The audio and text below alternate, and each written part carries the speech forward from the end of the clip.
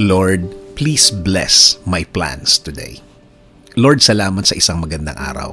Salamat sa isang araw na pagbibigay niyo sa akin ng inyong proteksyon at pagmamahal. Salamat sa laging pagsama niyo sa akin. Salamat sa laging nakahanda kayo para tulungan ako.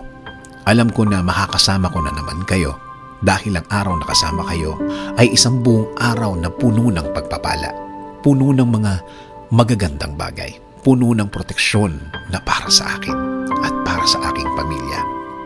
Panginoon, marami po akong gustong gawin. Marami po akong naiisip na gawin sa araw na ito at sa mga araw na parating.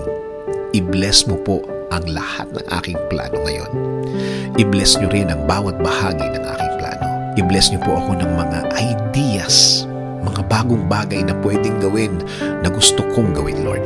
Lord, ilagay nyo po sa way ko ang mga tamang tao na tutulong sa akin. Ilagay niyo po sa aking buhay ang mga tamang tao na magiging guide ko na pwedeng i-share sa akin ang mga learnings na nasa kanila.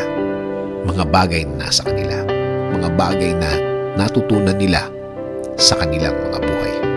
Panginoon, ibigay niyo din po ang mga bagong opportunity sa aking buhay.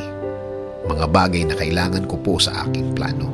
Mga bagay na kailangan ko po na nasa akin para makatulong po sa akin.